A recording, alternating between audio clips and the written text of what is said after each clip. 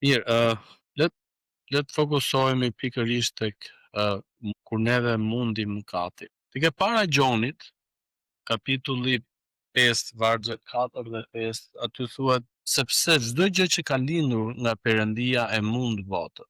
Dhe kjo është fitoria që e mundi botën, besimi yt.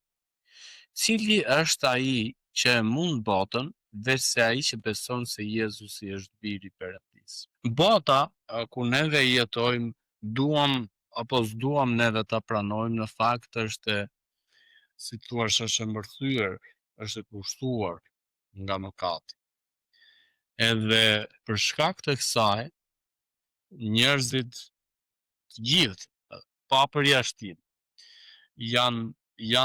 kanë atë tendencën të rëndin tek gjërat fizike, tek gjërat që shikojnë, tek gjërat që prekin, në mënyrë që të gjejnë atë kënaqësinë, të fitojnë atë sigurinë e jetës. Por, siç e dim, asnjë njeri nuk ka arritur që duke jetuar në këtë lloj mënyre, nuk ka arritur dot përjetësi. Nuk ka arritur dot që të ndali ciklin e jetës, domethënë moshën. Një nga ligjet ligji i dytë i termodinamikës është që fizikantët e shpjegojnë, është që çdo gjë që lind ka atë procesin e rritjes dhe ka atë procesin e dekompozimit, ose siç ne themi, ligjin e vdekjes, pra të shpërbërjes. Po flasim për gjën fizike. Pra, e ka një fillim, e ka dhe një fund. Nuk mund të ndalesh ti dot te kjo pjesë. Kur vim tek pjesa jon, tek pjesa e besimit, neve duhet kuptojmë që ashtu siç neve kemi besim, për shembull kur lindin fëmijët e rriten e me radhë, ata gjithë secili prej nesh beson që babai im është babai im, nëna ime është nëna ime. Pra, ti rritesh në atë ambient dhe e beson ata, e merr të mirëqen atë. Do thoni ju, po mirë, tani kanë dalë edhe këto analizat, gjëra të bën ADN e kështu më thash. Por përsëri njeriu zgjedh të besojë. Për shembull, asnjëri prej nesh nuk ka qenë kohën e Skënderbeu, nuk e ka përjetuar. Por ne besojmë këtë, apo që ai është heroi ynë kombëtar, ai ka thënë ai e mbrojti vendin nga Turqia e gjithë ato historitë e bukura që neve kemi. Një besim i fortë, një bindje e fortë për ne është që ne duhet të besojmë, ose në marrëdhënien tonë me Zotin është të besojmë që Jezusi është Zoti. Krishti pra na thot pikërisht këtë gjë tek Veprat e Apostujve 8:37, nëse ti beson me gjithë zemrën tënde që Jezusi është biri i Perëndisë, ti do të jesh shpëtuar. Çfarë bëjmë neve me këtë? Si e marrim, si e përcjellim, si e përtypim, me thënë. Duhet dim gjithashtu që mëkati, duam apo nuk duam neve, siç e përmenda pak që në fillim, që është pjesë e jetës së botës që na rrethon. Por gjithashtu neve duhet kuptojmë që Zoti na e ka dhënë këtë privilegj që nëse neve zgjedhim Perëndin, ai do të na shpëtojë. Për shembull, Isaia 59 vargu 1 dhe 2 na thot: ja, dora e Zotit është tepër e shkurtër, më falni, nuk është tepër e shkurtër për të shpëtuar. As veshi i tij nuk është tepër i rënduar për të dëgjuar, por pallësitë tuaja kanë shkaktuar një ndarje midis jush dhe Perëndisë tua, dhe mëkatet tuaja kanë bërë që të fshihet fytyra e tij prej jush, që të mos ju dëgjojë më. Pali, e di çfarë thot Pali tek Efesianët, duket kapitulli 5, thot zëmëroni, thot, por mos lejoni diellin tuaj të perëndoj. Zëmëroni, por mos mëkatoni. Zëmëroni, por mos e bëni mos bëni që shpirti, fryma e shenjtë që është në ju të ligështohet dhe të largohet. Edhe e njëjta gjë thot dhe Isaia tek kapitulli 59. Në fakt, ai thot është aq afër sa Perëndia mund vetëm të zgjasë dorën e tij edhe të na shpëtojë. Është aq afër sa mund të na dëgjojë. Por pausitë tonë, mëkatet tona, sjelljet tona jo të hijshme e bëjnë Perëndin që të largohet prej nesh. Problemi i mëkatit është se mëkati është faji ose ndjenja e fajit për mëkatin është që kur neve na thuhet që ti je fajtor, është e qartë. Për shembull tek Romakët kapitulli 3 vargu 23 na thot sepse të gjithë kanë mëkatuar dhe kanë shkelur lavdinë e Zotit. Të gjithë, pa përjashtim. Tek Jakobi kapitulli 2 na thot sepse të gjithë, më falni, Jakobi thot këtë, qofse ju thot, i bindeni ligjit, pra, pikave të ligjit, atyre 10 urdhërimeve të famshme, por ti shkel njërin prej tyre, atëherë ti je mëkatar për të gjitha. Çfarë do të thotë kjo? Do të thotë sepse nëse ti duhet ta nisë, për shembull, keni vënë re Mateo, edhe ju që luani lojë. Ti vetë luan edhe vetë 99.9%. Edhe nëse ti ose 99, le ta them. Edhe nëse ti nuk kryen atë 1%-shin, ai thot game over. Nuk të vjeni natë ashtu? Sepse ti u afrove afër fundit. Ti meriton një shpërblim. Paktën jo fitore, po jo game over. Edhe me Perëndin kështu është. Neve mendojmë që shko po më edhe po u binda unë 9 urdhërimeve, njëri prej tyre s'ka problem. Zoti thot game over.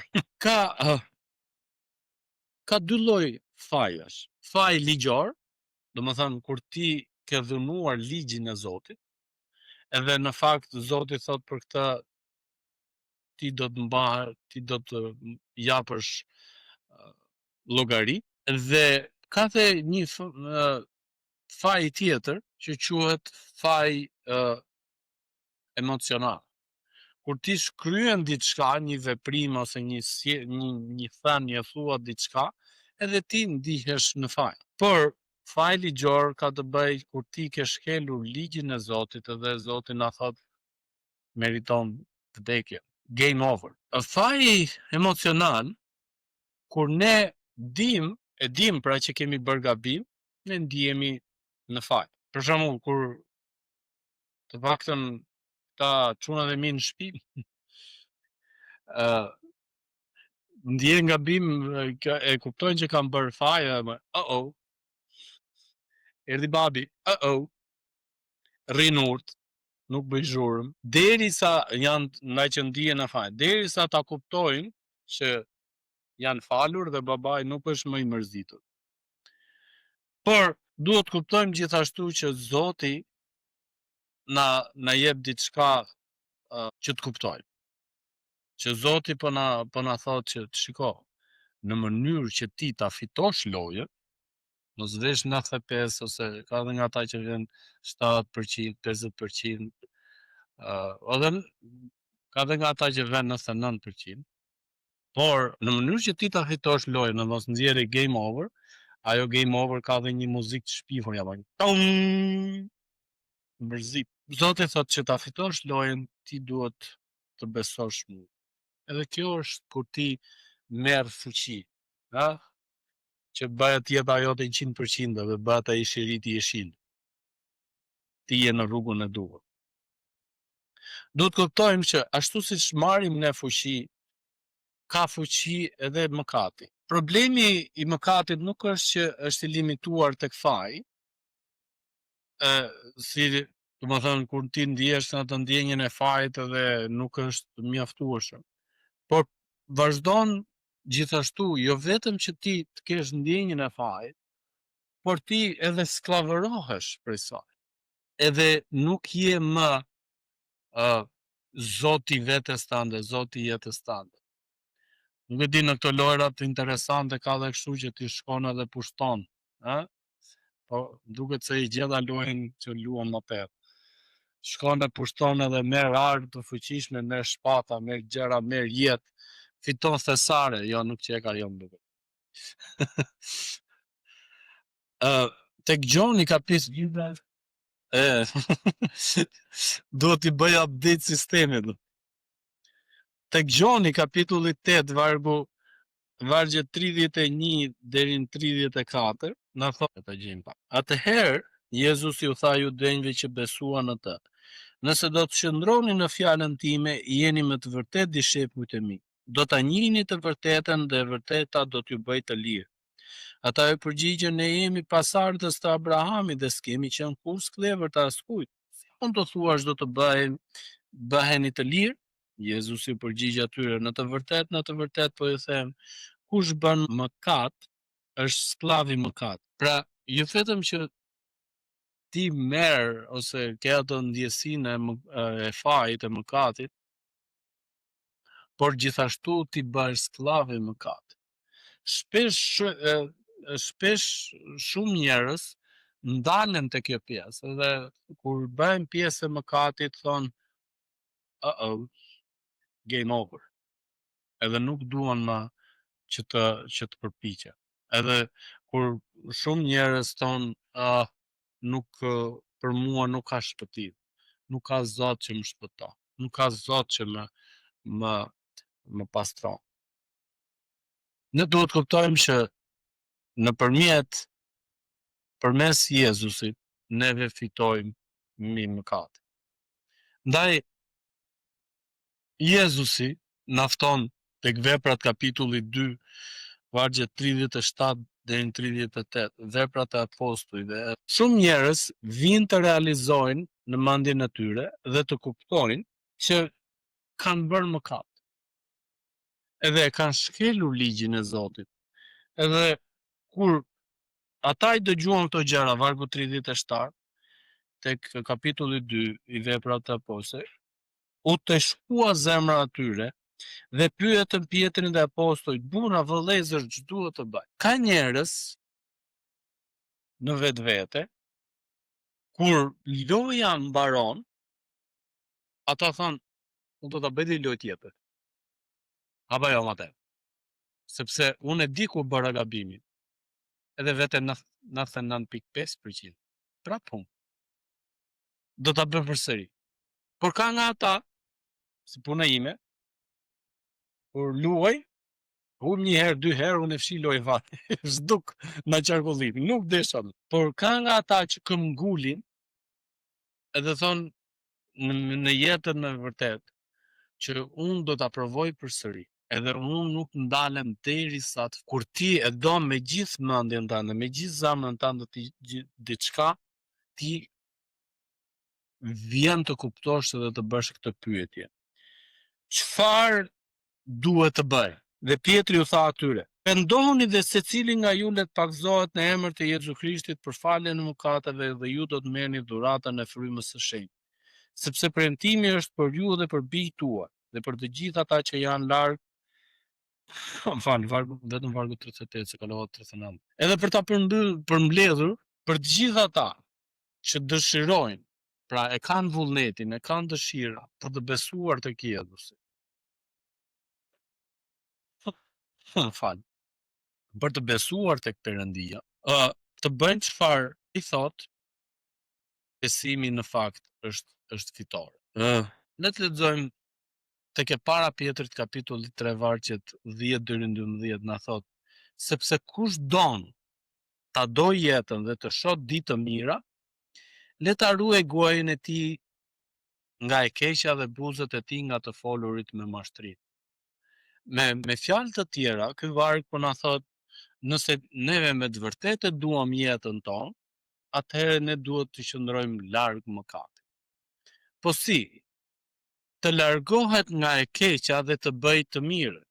të kërkoj paqen dhe ta ndjek atë, po si arrijem përsëri këtë?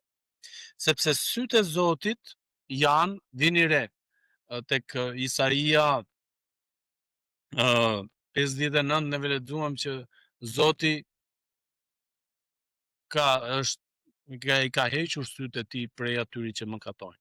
Po për ata që qëndrojnë në Zotin, gjithmonë të vazhdojmë të kërkojmë Zotin në jetën tonë. Edhe mos largohemi nga sepse është diçka që neve kjo nuk arrihet në fakt, nuk arrihet brenda një dite, por arrihet me një kohë të vazhdueshme, pra nëse ti je i qëndrueshëm. Për shembull, ata që mësojnë dhe lexojnë përditë në shkollë, janë ata që e kuptojnë që kur kanë provim, e kanë më të lehtë. Pyetjet janë shumë të lehta. Por nëse ti nuk lexon edhe mëson çdo ditë, ato dalin të vështira dhe ti thuan, na dolën këto pyetje, edhe me jetën tonë me Perëndin.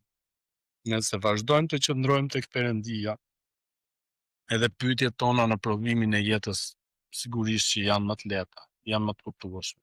Ka gjëra që përsëri edhe sot e kësaj dite që neve flasim, nuk e kuptoj. Edhe ti jemi të sinqertë. Mirë, paqja dhe hiri i Perëndis qoftë me gjithë secilin prej jush.